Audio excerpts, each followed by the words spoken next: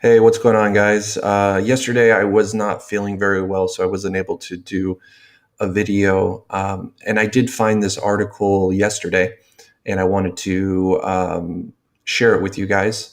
I thought that this article actually really gets into one of the reasons why adoption for cryptocurrency is really a generational thing, and why it will actually be something that happens um, with the younger generation rather than the older generation, because of just how adoption works in general. John Cole, who wrote this article, I thought broke it down pretty well. The title is kind of funny: "Why Your Kids Are Comfortable with Magic Internet Money," and he gets into pretty good specifics around the topic. So I'm just going to go ahead and jump into it. In the cryptosphere, we like to spend some of our time thinking about the answer to the questions when, where, and how will we see adoption of digital currencies? And when faced with these questions, I often think back to Max Planck's words: "An important scientific innovation rarely makes its way by gradually winning over and converting its opponents. It rarely happens that Saul becomes Paul. What does happen is that its opponents gradually die out, and that the growing generation is familiarized with ideas from the beginning. Another instance of the fact that the future lies with the youth." It's from Max Planck Scientific Autobiography, 1950. With respect to digital assets, I have seen numerous arguments about why and how entire swaths of the global population will eventually be brought into the fold and begin using digital currencies in their daily lives. It is my opinion that we will never see meaningful adoption with adult users in developed economies. I believe this I believe this is the case because these adults already have mental models around what constitutes money. As Planck said, it rarely happens that Saul becomes Paul.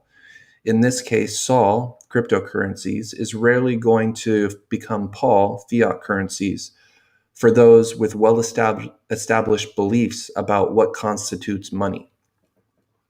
For argument's sake, let's define an adult as an individual who is 40 years old or older. This is an arbitrary dividing line, and its sole purpose is to allow us to more easily think about age cohorts and their differences. I argue that it is difficult for adults who grew up in developed nations to see digital currencies as a viable form of money, since they don't yet provide tangible value over akin to fiat currency, as in the current state there are not economies built around digital currencies. What can an adult in Manhattan buy with Bitcoin that they can't already buy with the US dollars they earn? Thus, I conclude that to most adults in these economies, digital currencies appear novel, and beyond some curiosity, there is no perceived need to use them. Without a perceived need, as opposed to a want, to use digital currencies that is reinforced by the persistent use of these currencies, it is my opinion that these individuals will not form a belief around digital currencies being a valid form of money. In sharp contrast to this experience stands the experience of the children growing up in these developed economies. And this is where the author gets into the generational gap, which it's very true. To the child who grew up in a developed economy with an iPad in hand and a gaming console in their living room, these digital currencies are every bit money as the greenbacks in their parents' pockets. Why is that? First, I believe these children did not form their beliefs around money in the same way their parents did. Second, these children grew up in a world where they exchanged fiat for Candy Crush credits, um, Star Wars Battlefront loot boxes, and Fortnite V-Bucks to be spent in robust in-game stores on intangible digital goods. Whereas for their parents, this may appear to be the frivolous spending of a child, the children often view it as a valid exchange for a valuable good. These children have a perceived need to use digital currencies, which is being continually reinforced by their use of digital currencies to obtain what to them are valuable items. With these digital items, with these digital items may be intangible by the traditional meaning of the word, they provide very tangible value to the user. The repeated act of using digital currencies to obtain valued digital goods should eventually solidify the belief in these users that digital currencies are every bit as valid as money as fiat currencies. And obviously, this is Fortnite and V-Bucks.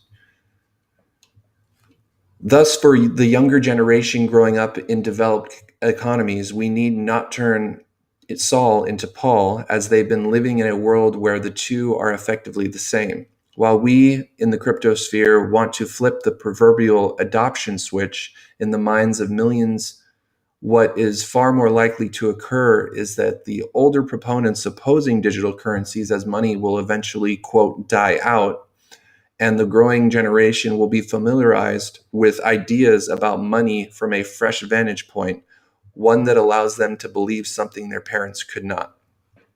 So this is very true. Obviously, I'm right at the cusp of this 40-year-old mark here. I'm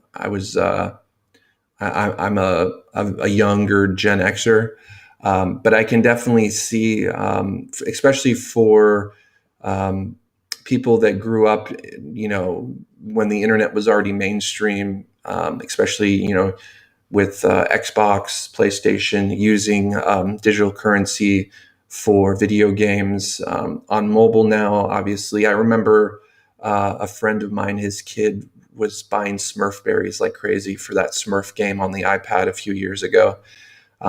So the younger generation of kids and now young adults have a much different idea of what currency is, especially in digital form.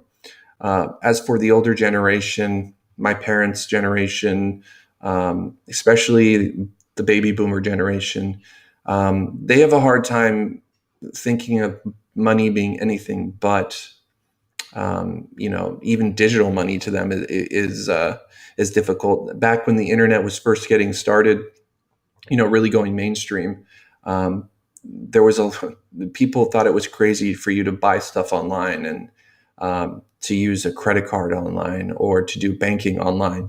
So their ideas are really embedded and molded into their way of thinking. But as the younger people grow up and actually become part of the workforce, become young adults, get into their 30s, get into their 40s, this is definitely going to shift. I believe we've already seen it. I believe we've already seen a lot of people that already see cryptocurrency as a valid form of currency, because of some of the stuff that was mentioned in this article. Especially around the video games, and not so much the newer stuff like Fortnite, V-Bucks, and Candy Crush credits, Star Wars Battlefront loot boxes, but Xbox stuff that's been around for quite a while, Sony stuff that's been around for quite a while. It goes all the way back in the World of Warcraft. Anybody that is now an adult and has dealt with that type of currency definitely is going to have a different idea of what it means to use a cryptocurrency versus somebody that's just dealt with fiat money. So I definitely thought that this was a nice eye-opening article about what to expect in the future as the younger generation gets older, and not to be morbid, but the older generation dies off, so to speak, or gets older and moves out of the workforce. So as a lot of decisions are being made about money, the younger generation is going to be moving into that, into those leadership roles in business. They're going to become the financial leaders of the world, and we will see more adoption into cryptocurrency. So the link to this article will be in the description. Please like, share the video, subscribe if you like the content. I have lots of other videos if you want to check them out. And that's all I got for today. Have a good one. Thanks.